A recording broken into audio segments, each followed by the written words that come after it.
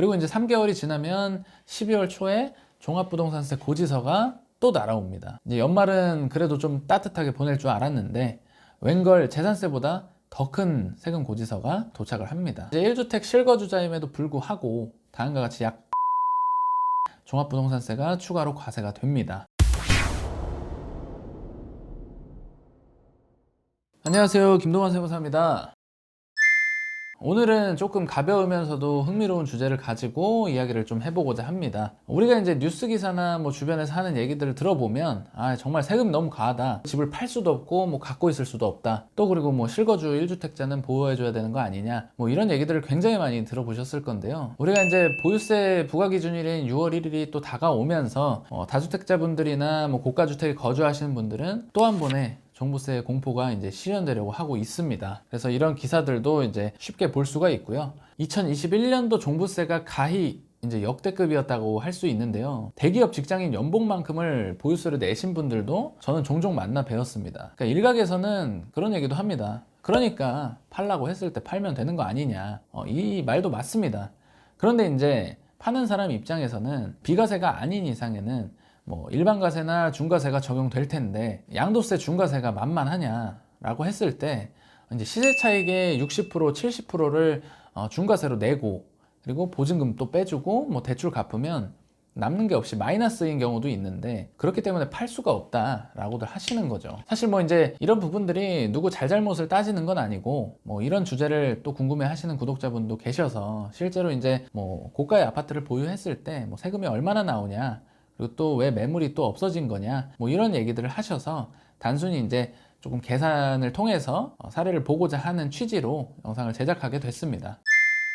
그래서 이제 제가 무주택자로서 아리팍을 한번 취득해보는 꿈을 한번 꿔보도록 하겠습니다. 2016년 8월에 완공된 반포의 대장 아파트죠. 아크로 리버파크 아리팍이라고 많이들 부르시는 것 같은데, 최근 이제 실거래가가 63억 원으로 어마어마합니다. 그리고 이제 국토부 실거래가 시스템에 들어가시면 이제 해당 실거래가를 확인하실 수가 있는데요. 제가 이 46억 6천만 원의 실거래가의 주인공이라고 한번 가정을 해보겠습니다. 우리가 우선 주택을 취득할 때 뭐가 들어가죠? 일단 첫 번째로 복비가 들어가고, 그 다음에 취득세 납부가 등기 이전을 위해서 이루어집니다. 이제 복비는 매가에 또 비례하기 때문에 굉장히 금액이 클 겁니다. 그리고 이제 취득세는 제가 무주택이니까 3.3%가 발생합니다. 매매가액의 3.3%니까 취득세만 무려 1억 5천만 원이 발생합니다. 제가 혹시 주택이 하나 더 있었다라고 하면 2주택 중과세율인 8.4%가 적용돼서 약 4억 원의 취득세가 발생합니다. 이 취득세라는 거는 사실 등기 이전을 하면서 즉시 납부가 이루어져야 되는 비용이기 때문에 굉장히 부담스러운 금액이기도 합니다. 그리고 물론 이 금액들은 나중에 양도할 때 취득가액에 전액 반영이 되고 있고요.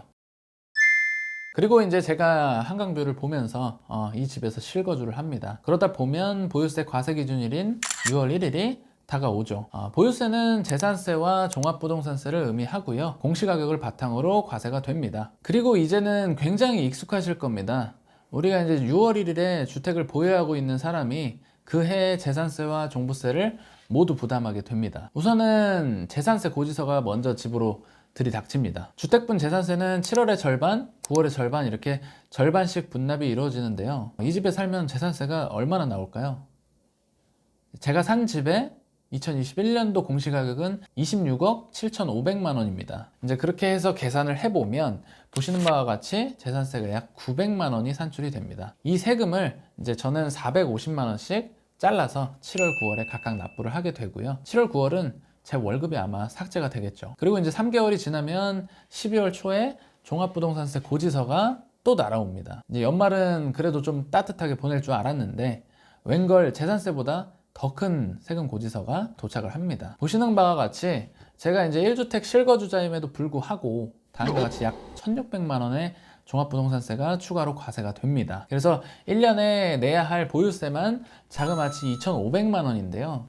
이게 내 집임에도 불구하고 저는 이제 국가에 월세로 200만 원씩 내고 사는 꼴이 되는 거죠. 그러니까 이제 집주인들은 전세를 급격하게 이제 월세로 전환을 하고 그렇게 해서 보유세를 또 충당하게 되고, 이제 해가 지날수록 세부담이 계속 올라가니까 세입자에게도 세부담이 점점 전가가 되게 됩니다.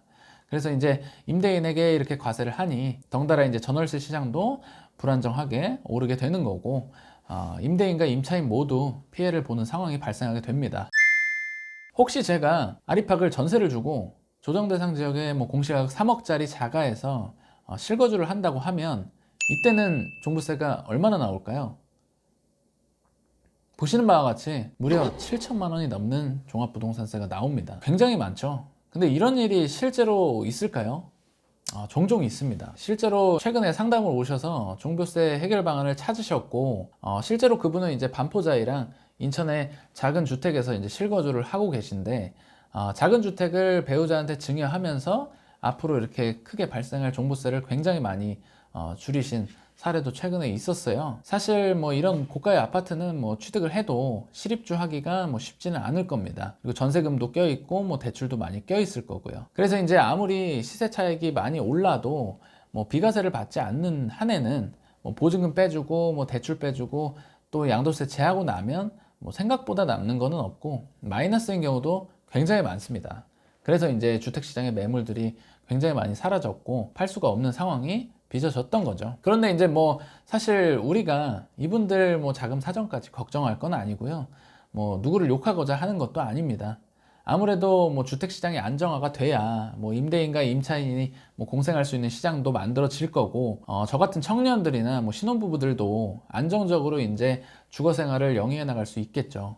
지금 뭐 현재로서는 서울에 집 사는 것 자체가 이제 굉장히 어려워졌죠. 그래도 이제 새로운 정권이 들어오면서 세법이 또 굉장히 많이 바뀔 텐데요. 아무쪼록 주택시장 안정화에 도움이 되는 내용들로 이제 개정이 조금 이루어졌으면 하는 바람이 있습니다. 앞으로 이제 그러한 내용들도 제가 이제 금요일마다 빠르게 업데이트 해나가면서 어떤 의사결정에 도움이 될 수 있도록 영상을 또 제작해 보도록 하겠습니다.